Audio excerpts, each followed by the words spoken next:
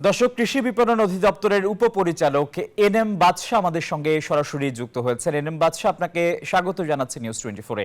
আমরা প্রতিবেদনে দেখছিলাম যে ফুলকপির দরপতন, কৃষকরা ন্যায্য দাম পাচ্ছেন না। এই ফুলকপির এত দরপতনের কারণ কি? আসলে একসাথে এত বেশি ফুলকপি চাষ করছে কৃষকরা, এর কারণে বাজারে সরবরাহ অনেক বেশি,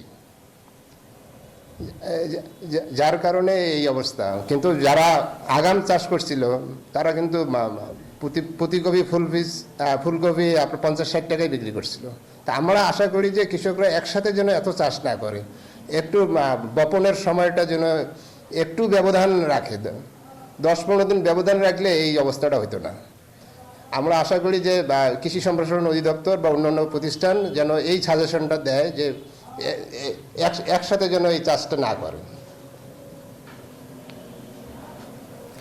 এনএম বাদশা, আরেকটি বিষয় জানতে চাই, কৃষকরা যদি ক্ষতিগ্রস্ত হয়, তারা যদি ন্যায্য মূল্য না পান, সেক্ষেত্রে তারা নিরুৎসাহিত হবেন এই ধরনের ফসল চাষে। সেক্ষেত্রে কৃষকদের ন্যায্য মূল্য নিশ্চিতে কোনো ব্যবস্থা নেওয়া হচ্ছে কিনা কৃষি বিভাগের পক্ষ থেকে?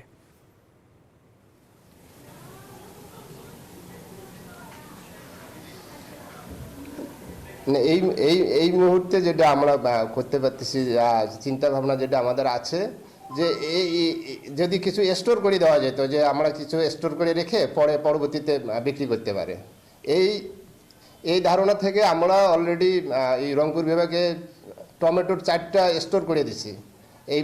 এই বছরেই চালু হবে 4টে স্টোর, ওখানে রেখে রেখে কৃষকরা বিক্রি করতে পারবে। অন্য অন্য ফসলের বেলা যদি এরকম করা যায় তাহলে কৃষকরা উপকৃত হবে এবং দাম পাবে।